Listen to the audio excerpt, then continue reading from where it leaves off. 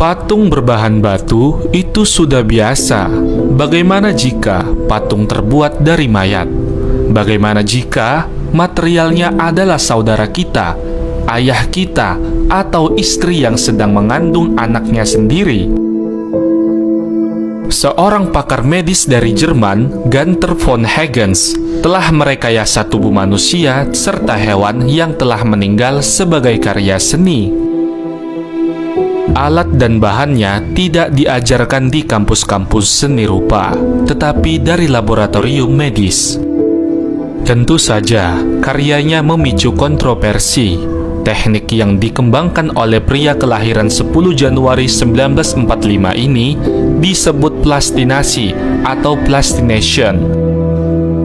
Ini adalah teknik dalam bidang anatomi untuk pengawetan tubuh atau bagian tubuh.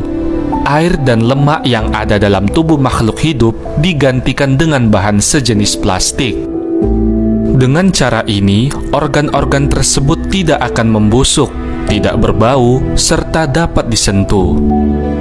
Gestur sang mayat pun dapat dikondisikan seperti ketika masih hidup. Von Hagens sangat intens berkarya. Pamerannya yang dikelilingkan ke berbagai dunia mampu menyedot hingga 40 juta pengunjung. Selain mendulang pujian, tokoh yang dijuluki sang dokter kematian ini juga menuai banyak kritikan.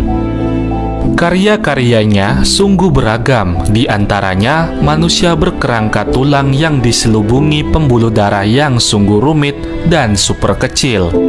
Ada juga patung The Skin Man buatan 1997. Kulit yang menjuntai laksana kain itu justru dibawa oleh tubuh pria tinggi tanpa kulit.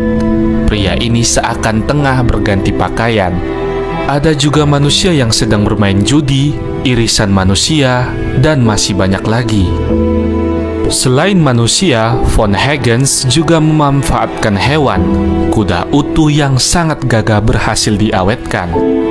Tidak hanya kuda, seniman yang tidak punya rasa ngeri dan jijik ini berhasil memplastinasi jerapah. Adapun spesies terbesar yang pernah ia garap adalah gajah.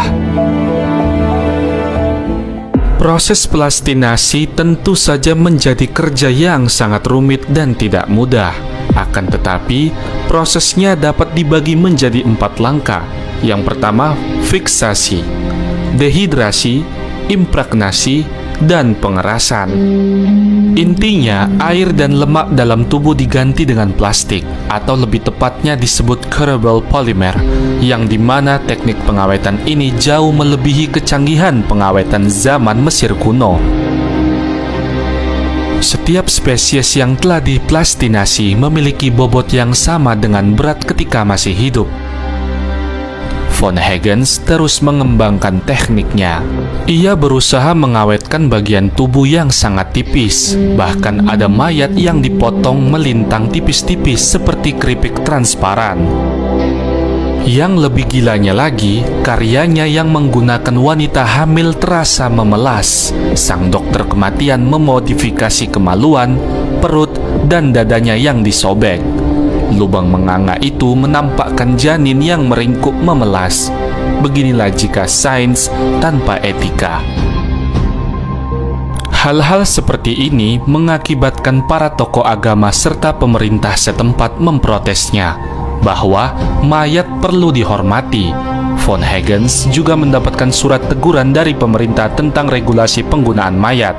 Surat itu memperingatkannya bahwa mempertontonkan autopsi di muka umum adalah tindak kriminal. Namun demikian, pertunjukan yang juga dihadiri pejabat polisi metropolitan itu tetap berjalan hingga akhir. Von Hagens merupakan dokter sekaligus dosen. Dalam kehidupan rumah tangga, ia dikaruniai 3 anak. Kecintaannya dalam seni anatomi membuatnya lari dari etika. Bahkan pria ateis ini berwasiat kepada istrinya, "Wahai istriku, pisahkan tubuhku menjadi beberapa bagian dan berikan pada universitas yang berbeda, agar aku dapat mengajar secara bersamaan." Dari sedikit kisah von Hagen sang dokter kematian tadi, kita mendapat hikmah bahwa dahulukan adab sebelum ilmu. Adab lebih utama daripada ilmu. Orang berilmu tanpa adab akan menggunakan ilmunya untuk menyakiti orang lain.